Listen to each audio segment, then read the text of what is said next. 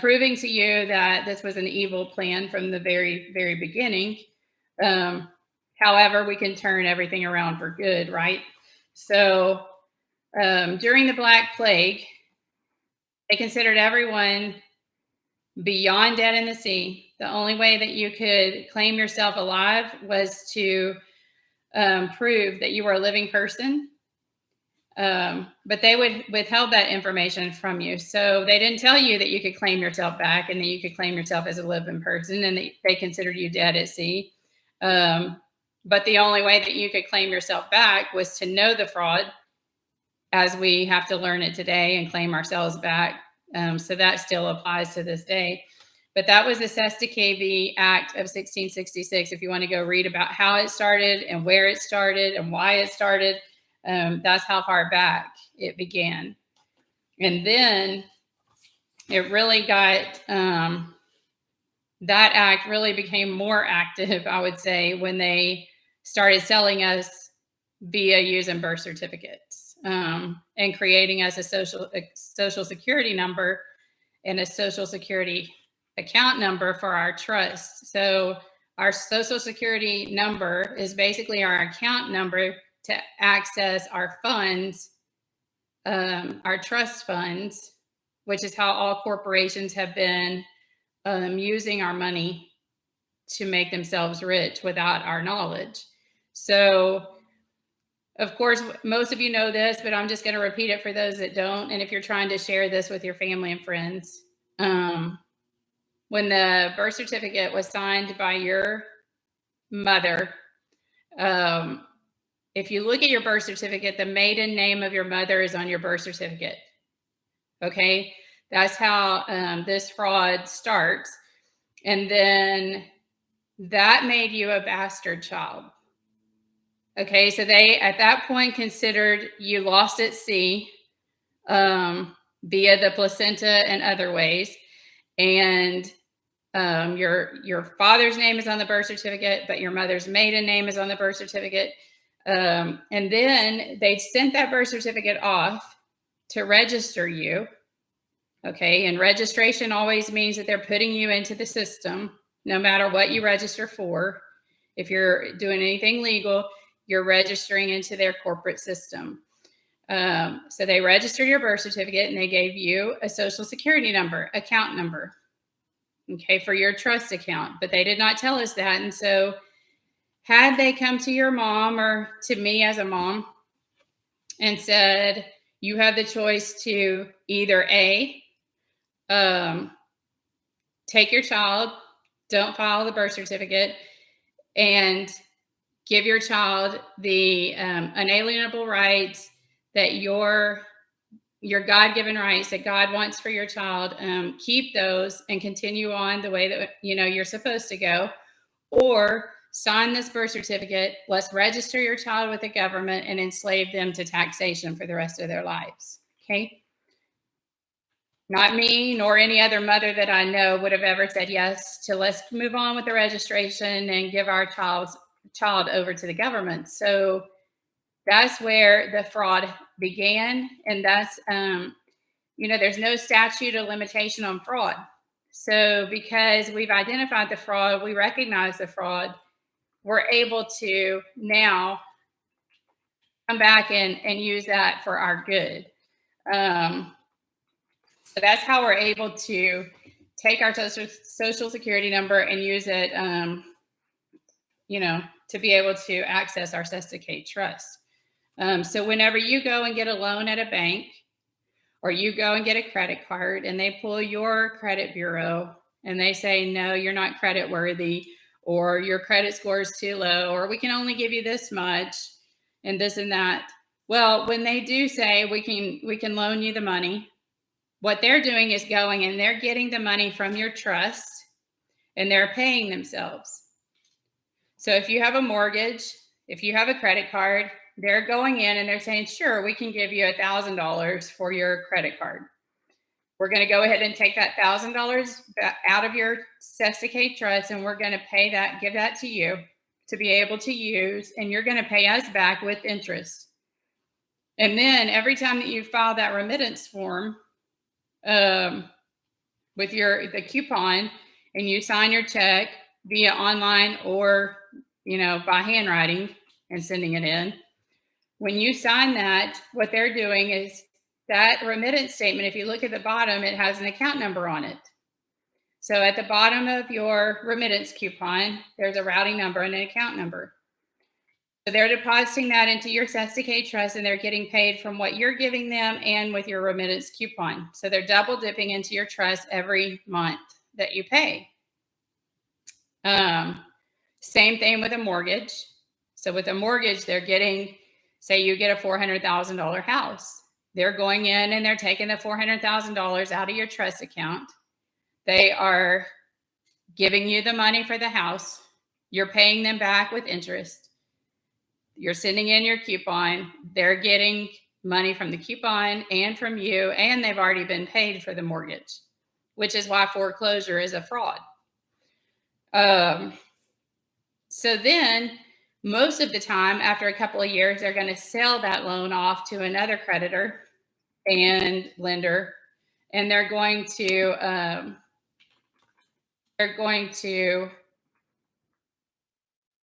sorry, I'm just distracted. So when they sell that off to another lender, they're getting paid again from your trust.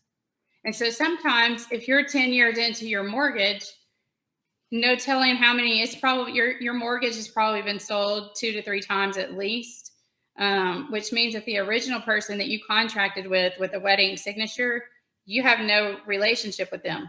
You never contracted with the company that possibly holds your loan now. And your house has already been paid for, not once, but twice, sometimes 3 times.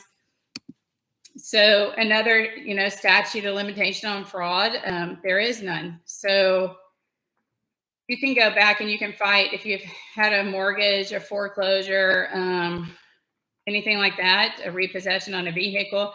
This is why all of that is fraudulent, because they've already been paid. The credit bureaus, Experian, TransUnion, Equifax. Can you tell me why we don't all have a 900 credit score?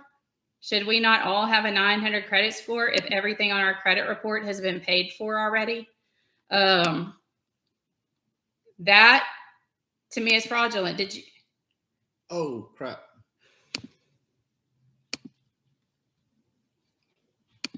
Sorry, guys. Sorry. I hit the wrong button. Okay. Where was I? Anyway, your credit score. Yes. So you should have a 900 credit score. All of us should. Have you ever contracted with a credit bureau? Have you ever said, hey, Equifax, Experian, TransUnion, I'm going to sign a contract with you and you have permission to share my information with the world? I never did. I never told them they had that ability to go and share my information, that I agree with you and you can tell everyone about me, whether I'm worthy or unworthy of being able to buy a house or being able to buy a car, or renting a house or getting a credit card or any of those things. Okay, any of those things. You never contracted with them. I never contracted with them. I never gave them permission to use my information. And if everything on my credit report has been paid for, again, why don't we all have a 900 credit score? So that's very fraudulent as well. Anyway, so let's go into basically where HJR 192 comes in and how House Joint Resolution 192 of 1933 becomes how we use instruments and negotiable instruments to pay bills, how we can use our SSDK trust. Since everything's already been paid and we no longer have gold and silver backed, we're not backed by gold and silver like we should be, or should have been up until 1933. There's no money to pay anything with. So there's no silver, there's no gold in circulation here. So we have fiat currency, we have paper money. So our system is based on basically monopoly. We're playing plus and minuses on paperwork at the banks and with these corporations, and they so basically on House Joint Resolution 192 of 1933, it says this, and it happened on April the 5th of 1933. This was done by Franklin D. Roosevelt, and he put in an executive order that said that all of the gold coin, gold bullion, and gold certificates would all be they would all be owned by the Federal Reserve. So the Postmaster General back then had to go around to all of his communities, houses, everything, and post a sign that said that if you have any gold, or if you have any silver, or any gold, that you would have to turn it in. Do you want to add to that? Let me know if I'm missing anything. So that's how. So they had to turn in. They went around and they got and confiscated basically everyone's gold back in that day. And so the order by Roosevelt, it was a complete act of treason, because he didn't have the ability to really put in that executive order that he put in. So that was an act of treason on his part to issue an executive order demanding that the public relinquish their privately held gold. So I just saw a thing that says, who stole the gold? People that we won't talk about. I'll tell you who stole it. The Vatican, the Queen, the Rothschilds, the Cabal. I'm not afraid to mention any of them, guys. They're all crooked. The Vanderbilts are Rothschilds, Rockefellers. So yes, they're the ones who stole the gold. The Vatican's had a lot of it.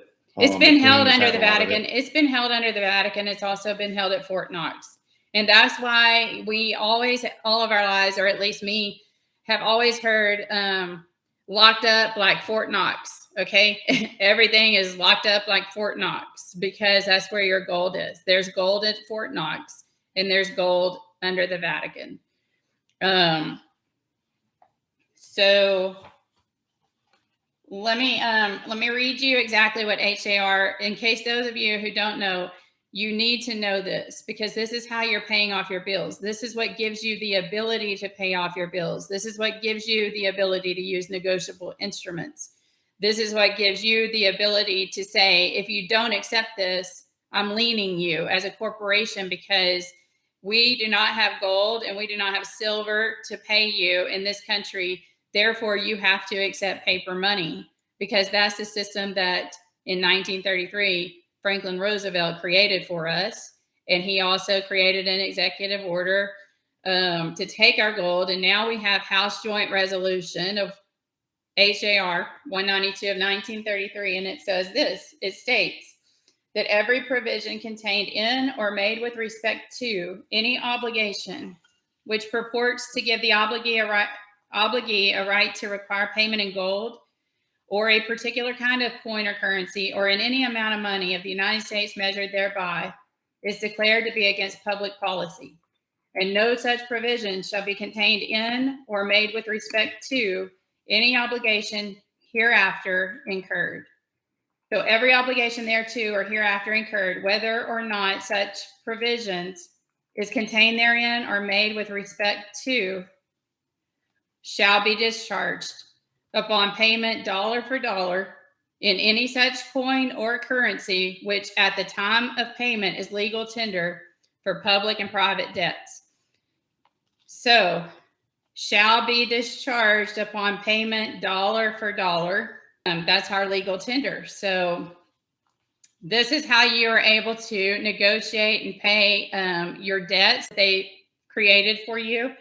And then it goes on to state, as used in this resolution, the term obligation means every obligation of and to the United States, except in currency payable in money of the United States. And the term coin or currency means coin or currency of the United States, which is fiat, which is paper money, including Federal Reserve notes, which is paper money, dollar bills, Federal Reserve notes or dollar bills, and circulating notes of Federal Reserve banks and national banking associations. This eliminated our ability to pay our debts, allowing them to only be discharged. So when we use commercial paper, okay, promissory notes, Federal Reserve notes, dollar bills, bonds, drafts, warrants, those types of things, those are accepted as money. We simply pass the unpaid debt attached to that paper on to others, which is why when you go to pay with a coupon, you can use, in parentheses, except for value, because they can accept that for value. It's on a coupon that has a routing number and account number at the bottom. They can accept it for value per HJR, House Joint Resolution 192 of 1933. And you can sign it, UCC 1-308, and you can endorse it on the back like a check with your beneficiary signature. And that's the same as writing them a check. It's fiat money. It's paper, considered paper money. Yeah, the money that's in our trust, guys, is not backed by gold or silver either. So they just give it a value. That's why it has value. So really, it doesn't have any value. We just use it. There is no money in the U.S. So, We're going on plus and minuses, plus and minuses, plus and minuses. Okay, so whenever we're doing this and we're sending the 1099As up to the Treasury, we're creating money for them. We're putting money into circulation because paper is money in the United States. Okay, there is nothing else but paper. So you know, when you get something back from the credit card company, like what we've got when fighting some of this stuff, all things are to be paid in US dollars. There's no US dollars. It says Federal Reserve note on top of that dollar bill or that 20 or whatever. So you can't pay with US dollars. You have gold and silver is the only way to pay. So you can discharge the debt. There's been people that have actually taken napkins and made their own money order, put account numbers on there, made their money order, sent it in, and it gets paid because they created a money order with it by monetizing it. Does that work all the time? No. Does sending a negotiable instrument work every time? No. I know a lot of you on here follow Chris Hauser. That's who we study with. When we have questions, we ask him to back us up and if we're right or if we're wrong, and we work together to try to compare notes.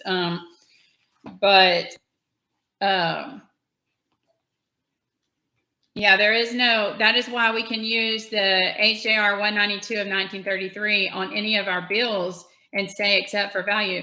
They're going to fight you. Okay. Most people do not know you can do this. I believe that even some of the CEOs in today's corporations have no clue what we're talking about. It's unfortunate that they haven't been educated on the topic, but a lot of them have no clue what we're talking about. And so you can send in a coupon and you can put all HJR 192 of 1933, except for value, sign it and endorse it on the back. And then you might get something back that said, we don't accept this instrument for payment, or we don't accept this. This is not a form of payment, because they have no clue. They have no clue. And they don't bother to go look up HJR 192 of 1933 and see what it means. They just say, no, we can't take this because, you've not been taught to take it. So it's unfortunate, but we're up against a fight, and we continue to fight. We're in this movement. God called us to do something wonderful here together to help people that are struggling in this country and to take not just our country back. I'm not even going to say to take our country back. This has nothing to do with taking our country back. It has to do with taking your life back. Okay. Our lives and our freedom to live the way God intended was stolen from us long ago, long before any of us were ever here. Hey guys, I don't know if y'all have seen my thing. Any of you guys that have USC codes or all these different codes and things you're putting in this chat, if you're in the Telegram chat, please put that out there so that especially they can start educating themselves and look up these codes. Our admins will help to pin some of those. Our admins are very knowledgeable in all of these USC codes. And so we can, they will, pin them, help to put them out, help to educate, because we all have to educate on every bit of this, guys. This is the only way we're going to be able to fight this system and do what we're wanting to do with the funds and everything. So.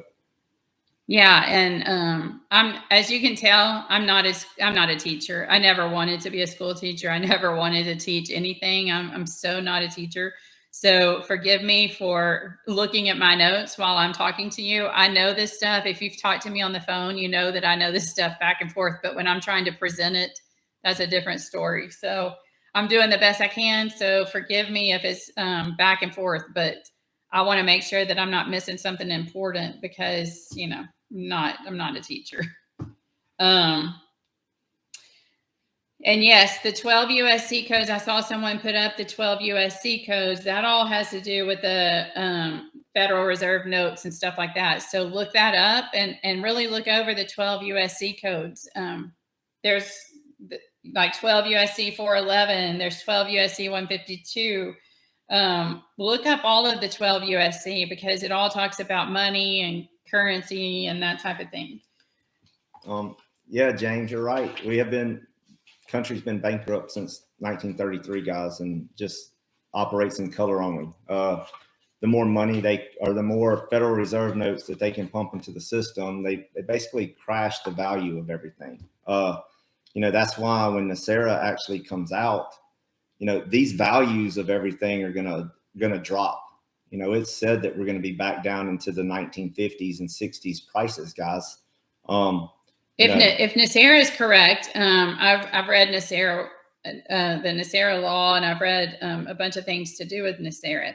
When NESARA happens, we're supposed to go back to the 1950-60 time frame of pricing, where gasoline, number one, everything's going to pretty much go to electric because we're supposed to have free energy. So it makes sense to go electric. The gas prices, they say, are supposed to go back down to the 5 cent to 20 cent mark per gallon. If your houses go down to where they were at 25,000 or whatever they were back in the 50s, 60s, 70s, then you're going to be able to get in cash. Apparently, don't quote me on this, but apparently you're going to be able to get in cash the difference between what the house is and what you paid for it. So we're going to also be able to supposedly collect the interest that we paid on all of these loans and all of this credit cards and all of this. We're going to be able to get the interest back from that and things like that. But until then, we move forward and we press on as a group that educates and learns how we can use what we have at our hands at the moment. So it's very important while we're doing this process for you to understand that when they did do the birth certificate and when they did create your social security number and when they registered you and they made you a corporate entity. So your all caps name is your corporation. So I am Tara Jean Jarrett, the corporate entity in all caps. Okay. Tara Jean Jarrett beneficiary is me, the living person. Okay, so there's two different Taras. There's the corporate one that they created for me to access my trust or be able to do the things I do on a corporate level. And then there's me, the living person, that my parents gave me the name. And, God created me with my trademark name. So basically when they did that and they created your straw man, okay, you can kind of go back to the Wizard of Oz. That's what this all has to do with. But the straw man is you are the creditor of everything because of your straw man Sesticate trust. So when you call your lender, which I still have to get my terminology right, okay, because I've been brainwashed too my whole life. So it's hard to change everything all at once, but we have always said the creditor is the bank, or the creditor is, whatever the lender is, or the creditor is the credit card company. Really and truly, that's backwards. You're the creditor, and they're borrowing from your trust. So you've got to understand the difference, and you've got to start recognizing, especially with what we're doing with the 1099-A, you've got to recognize the difference between the straw man and the beneficiary. That is very important. That if someone comes to you later on and says, how did you acquire this property? It's very important that you say, I'm the beneficiary. I was able to use a trustee and get it from my straw man account. Okay, you've got to be able to talk that language. If you're not at the level to talk that language, you need to really educate on this part of the process. And I can give you some tools at the end of this to read and study by. But you really have to educate, because if someone comes and questions you on how did you do this? How were you able to acquire these? You want to be able to say, I didn't just jump into a line that said we can get a free house. I actually know how this works. I can use my straw man account because they created it and they made me a creditor when I was born. And me as the beneficiary got a trustee to act as the middleman for me so that I could acquire a home without having to pay interest back.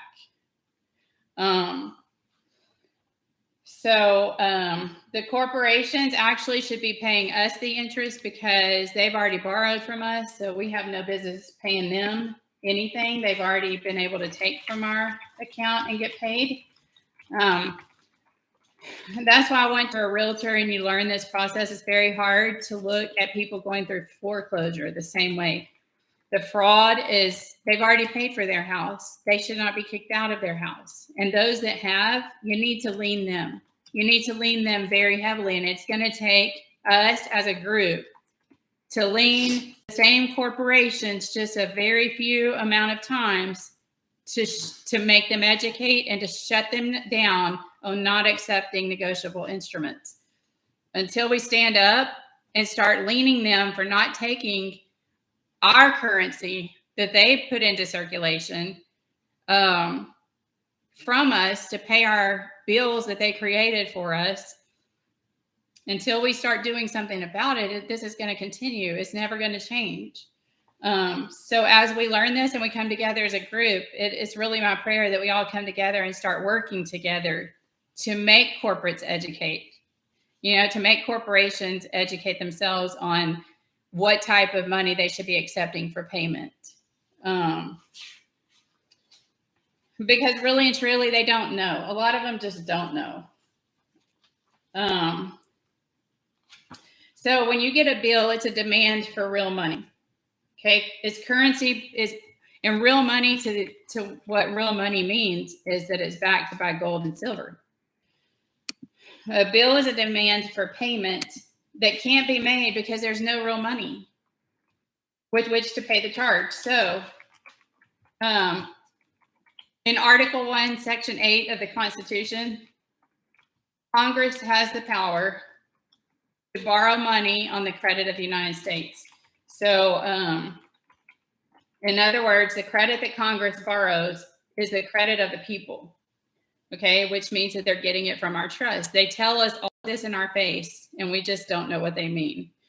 The credit that Congress borrows is the credit of the people that the people loan to the United States, okay? And they have the power to borrow money on credit of the United States per Article 1, Section 8, Clause 2 of the U.S. Constitution.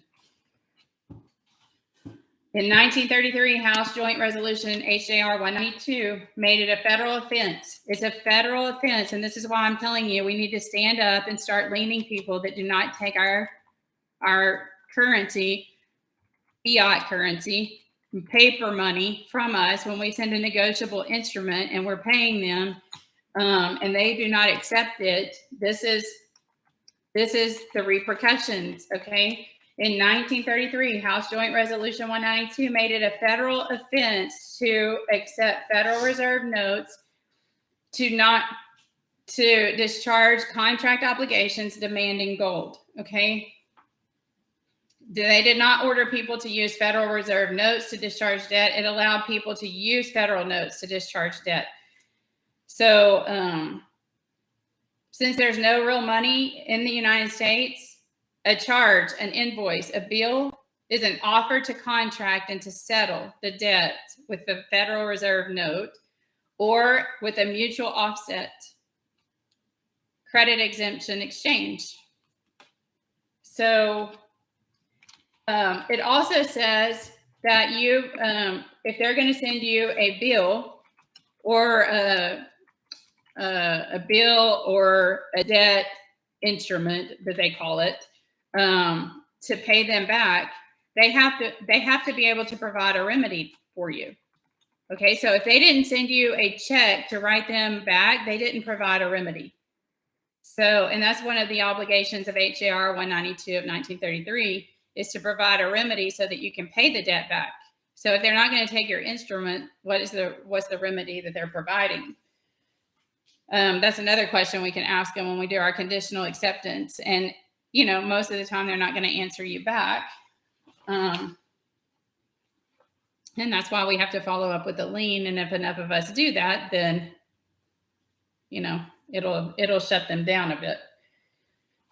So the state and the world that we live in, society that we live in, and the state that we live in has convinced us that our living flesh and blood, woman or man that we are, okay, our living flesh, they have told us that they are addressing us instead of the fictional entity. But when they send us a bill in our all caps name, or they send us a ticket, they give us a ticket for, you know, running a stop sign or running a red light or rolling through something, they're giving your corporate entity, your straw man, the ticket. They're not giving us, the living people, as the ticket, or they're not referring to us, the living person, to pay the bill. They're referring to our straw man. So, but they want you to believe that they're referring to you as a living person. The debt belongs to the fictitious you. So it belongs to the corporate you, not you as a living person, man or woman. The real you is presumed to be the real you is presumed to be responsible for the fictitious mirror image straw man's actions and debts. So they want you to think that they're giving it to you, but they're not. Anything that comes to you in your all caps name, they're issuing it to the straw man, to the corporate entity of you, not you, the living person. So, let's see here. I mean, and think about it, guys. I know some people are saying when they send it, it says a statement and it's not a bill. If it was a bill and it was a debt you owed, wouldn't there be some negative numbers there? They're all positive. You're setting that off by sending them some money so they can balance out their books. Yeah, if you owed something, it would be a negative $400, not a positive $400, to zero it out, right? Because plus and minuses equal zero. Think about it that way. Also, just to let you know, you, the living person, in the debt system that we're working in. Now, I'm not saying this, and I don't want to confuse you. Okay, on our 1099As, if you're filling them out, in physical form, the black ink, we've been sending them with blue ink too, but black ink is what the corporations want you to have. You know, you've always heard them say black ink for any contracts, black ink for any corporate document, sign in black ink. Okay, the reason they don't, blue ink actually is the most important pen that we can hold. With a blue ink pen, we give credibility, credit, basically, to any document that does not have a blue ink signature on it.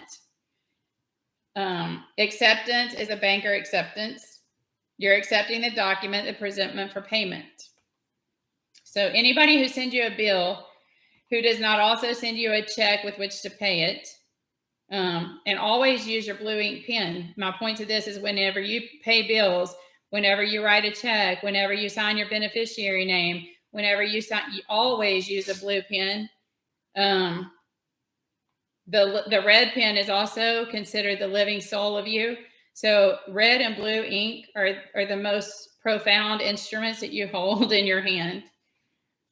Anybody who sends you a bill who does not also send you a check with which to pay it has created a public liability for which they did not provide a remedy.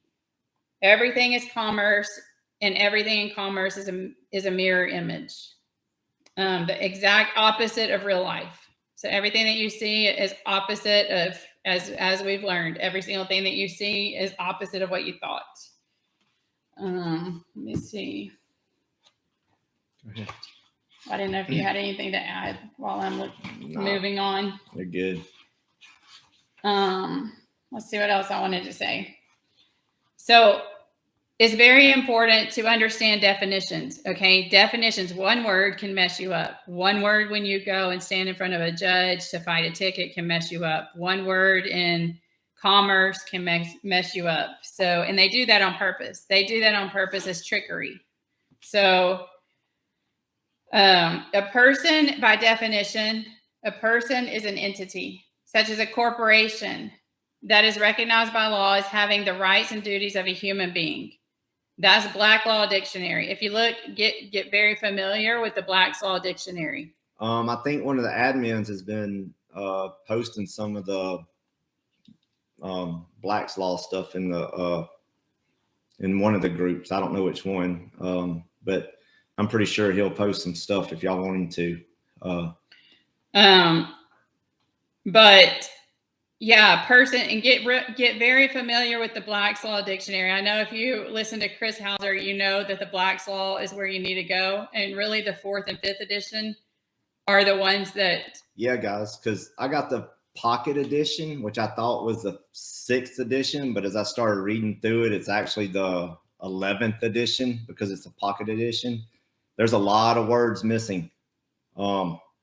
It's missing a lot. If I go, I have the 4th edition on my phone as a PDF, and it takes me like 900 pages just to get to the L's. So yeah, there's a lot of words missing in any of the older editions. They just strike them, don't decide they don't need them anymore. So, you know, get the older editions if you can.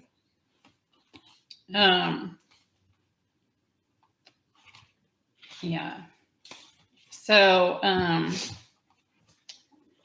so here's what the glorious Rockefeller family, okay, and the founder of the just glorious Rockefeller family, this is what he had to say. His main saying was own nothing but control everything. And so the mission of the Rockefeller family was for us to own nothing and them to control everything, which they have done, from money to pharmaceuticals to oil and gas to transportation to everything. They own everything. And if you haven't read about the Rockefellers and how they acquired everything that this entire world thrives on, you should really go back and read how John D. Rockefeller created the wealth that he did and how he did it against us in all aspects of our lives. And so you must realize that the debt is not your debt personally. It's your straw man's debt. You've been functioning as a volunteer representative of your Sestake Trust all of this time as your straw man. And by discharging your straw man's bills with fiat money instead of paying them with your mutual offset credit exemption exchange, you know, you can have freedom. So that's just stuff that they've been withholding from us. And I won't go much further than that, but I will go into some of the. I don't know about the purple ink, guys. I know the blue, red, black's dead, blue, with the land.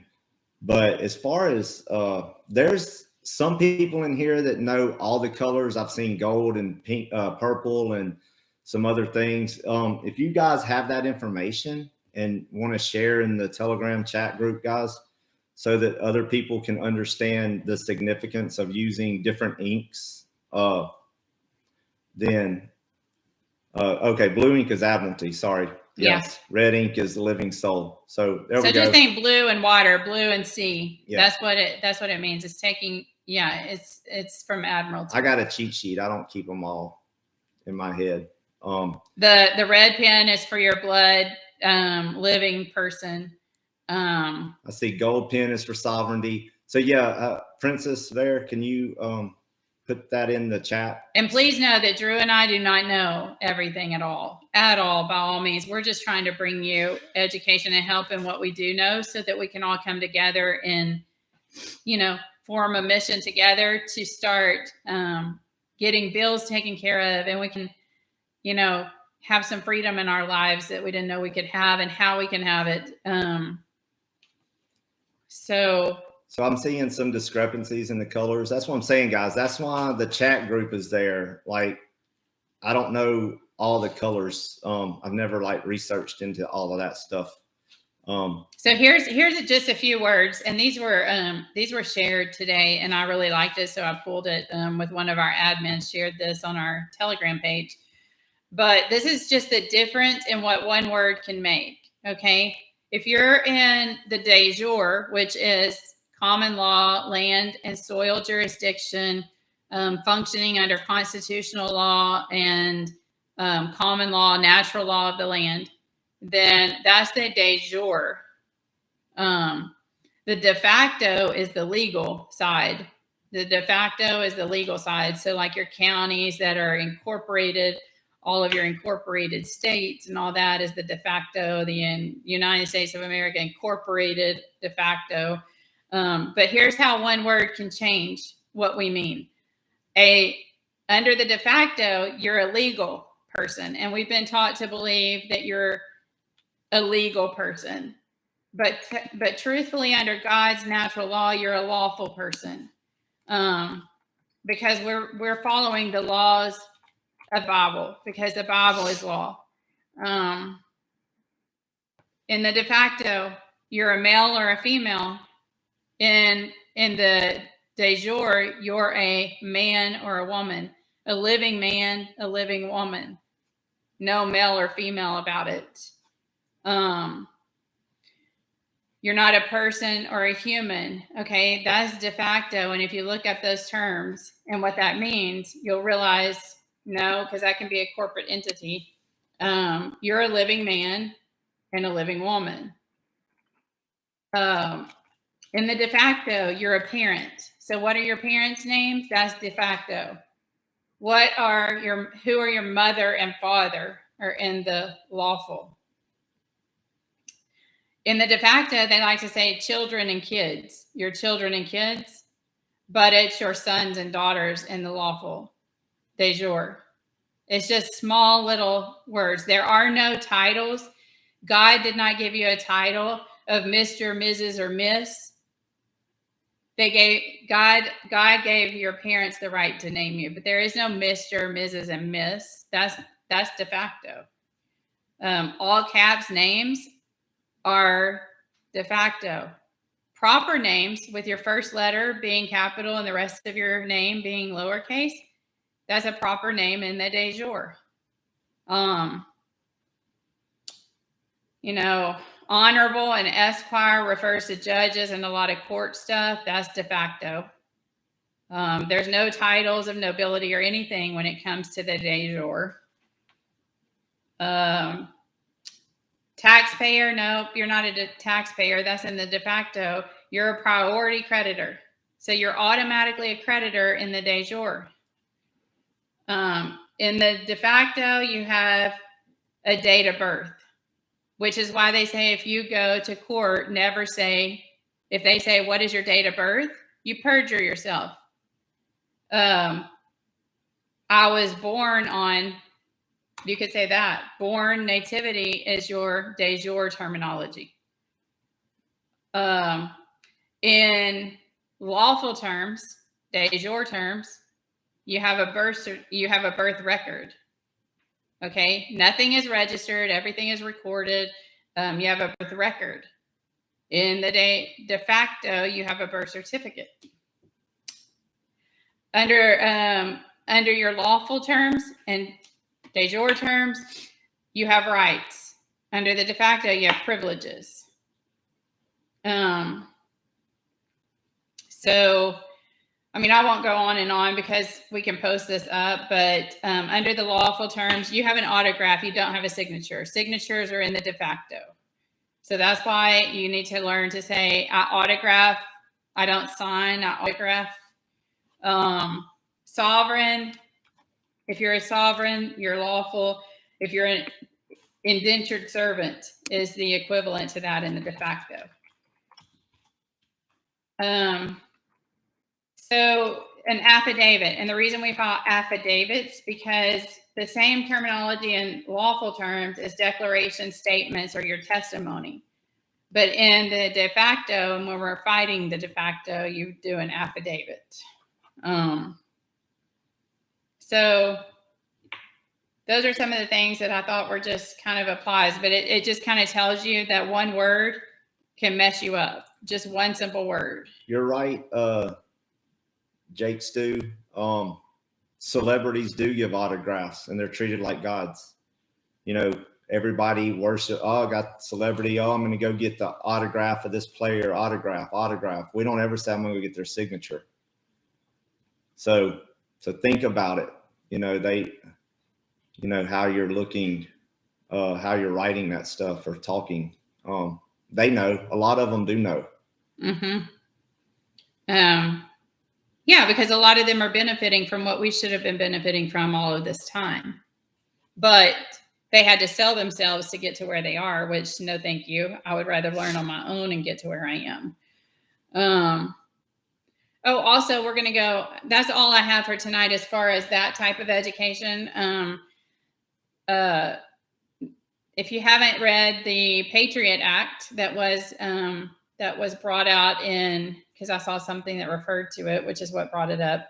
The Patriot Act, if you are a common law or if you're an American national and you recognize the fraud and you're living on the land and soil constitutionally and using your constitutional rights in this country, you're considered a terrorist, which is probably why we're called conspiracy theorists. If you read the U.S. Patriot Act that George Bush Jr.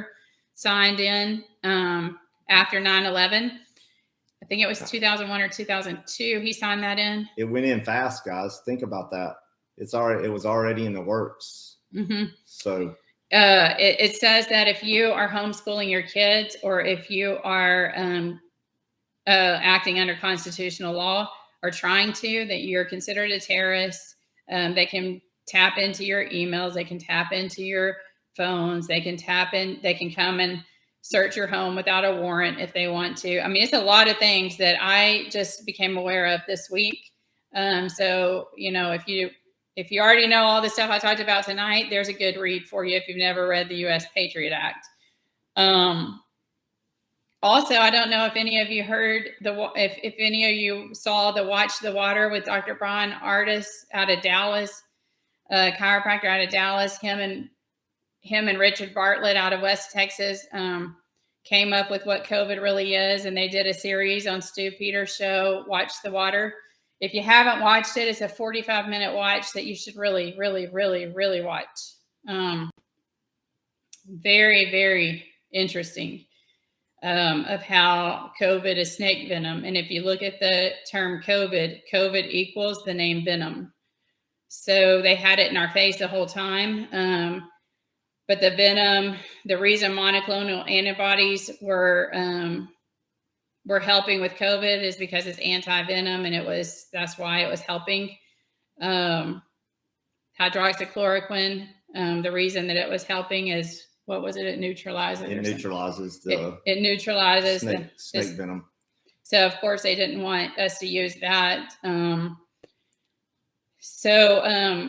it's in our water. They put it through our water systems. So be careful not to drink tap water, just to be careful with that. If you haven't watched it, go watch it. You're right, Marquine Investments. They told you if you were a smoker, please stop smoking, guys, because your health was at a higher risk. Smokers didn't get COVID. Nicotine stopped the attack to the brain and to other areas of the body. So think about that. The nicotine receptors that Dr. Artis talks about when you smoke cigars, whatever you smoke, if it's got any sort of nicotine to it, it's attaching to all those receptors and keeping you from getting COVID. So smokers had the least likely chance of getting COVID. Same as kids. Kids didn't have a chance of getting it. They had to find a way to get it into their system, guys, because of their I forgot what it's called. They have less of them than adults. As we get older, the amount of this particular thing actually increases. It'll come to me after the live's over. Yeah. So I really encourage you to go watch that series. It was really, really good, and it brought a lot of understanding to. Even though I've always thought COVID was, I never was. I'm even starting to question some of the spring water guys, the bottled water, things like that. You don't know what they're putting in it. Dasani, by the way, Dasani, if you put a Dasani water bottle in the freezer, it will not freeze. Things that make you go, it doesn't freeze. How do you lean a company? Hauser has some leans in his stuff that he's been sharing. You can get with him and actually look at some of the liens so you can learn how to write the lien. You're doing it and using the treasury to contract to be able to collect. You're not going to do it and publicly put it on them. You're basically doing it and then sending it to them and recording it. You're getting it notarized, monetizing it, and sending it to them. So yeah, we haven't liened anybody.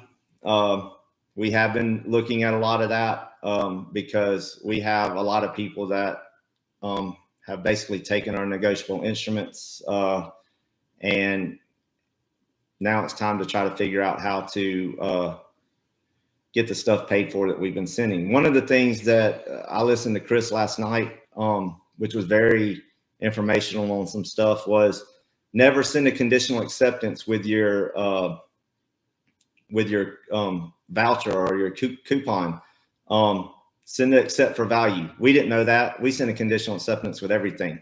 So maybe that's why things haven't worked.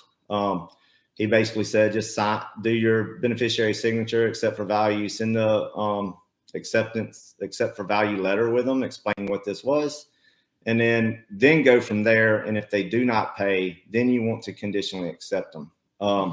The name of the documentary is Stu Peters. You can find it on Rumble under the Stu Peters show and or podcast or whatever it's called, but Stu Peters, and it's called Watch the Water with Brian Artis. Guys, I see a lot of will you be responding to emails? Will you be if you emailed us in the last week to week and a half? We're working on it, but it's going to be a while. It's going to be a while. Tara has we have 1,400 in the combined one. I think I still have like 300 or 400. Tara has 600. I think I responded to 50 DMs this morning, and it took me an hour and a half because a lot of the DMs, even the DMs, there's long questions in the DM, and I read all of it, and then I'm having to respond. So it takes time, guys. That's one reason we're not doing the phone calls right now because I can't get all the paperwork done. If you actually saw our counter, our coffee table, the chair that's actually behind us, our kitchen table, it's become an office and there's papers everywhere. And everybody that has sent us paperwork in, we probably have not reached back out yet, but we have received a lot of paperwork. We have also received a lot of boxes of supplies as far as mailing slips, And thank all of you. OIDs and 1096s. So thank you guys, because we really need all of that stuff to be able to get stuff done. Also, anybody whose tracking number says intercepted, I had a call with the postal inspector today, and they are going to be getting back with me tomorrow. They're trying to figure out what the deal is, so I'll know what to do and where those are from here. So I'll put that video up of the med beds from last week, and I can share Watch the Water in our Telegram channel also this evening. So if you want to go there, I can get that pinned into our Telegram channel also. Because again, Drew and I are here voluntarily to give information that we know. We don't know everything. We still watch Chris and learn from him. If we have questions, we go to those. We learn from, medical experts that we trust. We're very, we believe in very holistic things.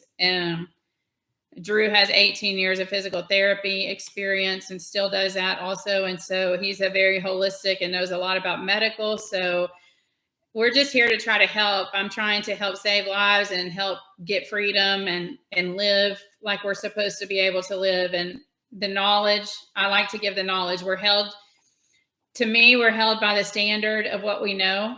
God says that you're accountable for what you know and how you use that knowledge. And so for me, I'm trying to use what I've learned and what I know to share with others to help in ways that I feel like he's leading me to help. So I get off topic and I change subjects a lot. Forgive me for that, but it's just because I'll forget. And if I know of something that I feel is important to let you know, I'm going to let you know. Also with that, if you have a loved one that has COVID, if you have a loved one that's going into the hospital because they cannot breathe, do not let them go to the hospital, and do not let them administer remdesivir, because remdesivir, we found out on Watch the Water, is venom, and it paralyzes the diaphragm, which is why people cannot breathe. Because if you get COVID and you cannot breathe, it's because the diaphragm got paralyzed from the venom, and they are putting further venom into your body with remdesivir. So do not let a loved one go to the hospital. Dang, it was somebody's. Go ahead. Some other things. I mean, you could use dandelion root will help the detox. Diatomaceous earth. Diatomaceous earth. Go to Tractor Supply. I mean, get you a thing of diatomaceous earth. Drink it every day. It pulls out parasites. Go through, get you some EDTA. That actually will help as well as a detox. We're firm believers in the MMS. That really helps to detox as well, guys. You do some research, figure out what works best for you, and then go from there. If you want to get your hands on some MMS, and you don't want to order from Australia, we know a guy that lives in the US that can ship it to you. You just have to pay the shipping cost and maybe give him a donation for it, because he makes it and he can't sell it in the US, but he does it just out of the goodness of his heart to distribute to people. So if you're interested in getting some MMS, we have sources that can help you with that. Again, yeah, he's a great guy. I mean, again, just put MMS in the subject line if you send us an email, and I'll have who's helping us with the emails drop you the link to his site so that you can reach out, and he's there to help too. So, Christy, I don't know if the bank's if they fill out their OID and they get their money, I don't know how they're gonna say that they have a loss. That's kind of a crazy situation. If they filled it out and get their money back, because yes, they borrowed the money from you, the creditor. So yeah, I don't know on that. We'll just have to, that's probably gonna be a fight. Because like we said, they don't want to do this stuff. They don't want to file it. They want you to pay so they can continue to get their double and triple dip into your trust. And then, so what is being referred to as a coupon? It's that detachable part on your statement, guys. I think I have one. I'll find it. You know, when you get your statement in, it'll say detach here, send in with your check. Look at the bottom of that. It has routing numbers and account numbers on it for the, and that's their account. You're basically going to turn that into a money order and submit that back to them. So that's different than the 1099A. So, so yeah, the 1099A, you're going to fill out, and basically you have to have somebody else as a trustee fill it out for you. So here's one right here. Does it have the account number on the bottom? I don't know.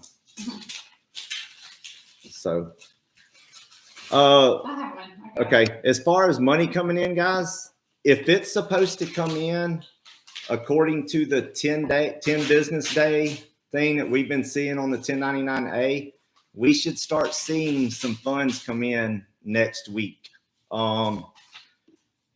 So that's only if that's actually true, guys. You know, we filled out all the paperwork we were supposed to for the SAM and IPP and all this other stuff, but it's 10 business days to even get a response from them on any of the paperwork. So that means that we won't even know anything about that till the first week of May because of filling it out. Here's your remittance coupon.